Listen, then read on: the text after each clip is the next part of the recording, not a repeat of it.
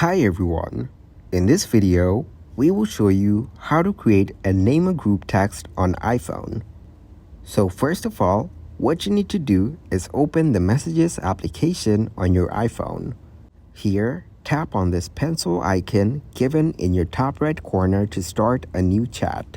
Now, add multiple contacts to your To section. The contacts you'll select will be your group members. Once you have selected, go ahead and type in your message.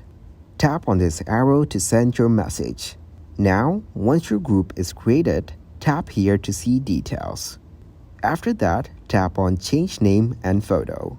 From here, you can add your group name and also select an emoji or photo for it. Once you're done, tap on the Done button given on the top right. You can send the same message to multiple people by creating a text group. That's how it works.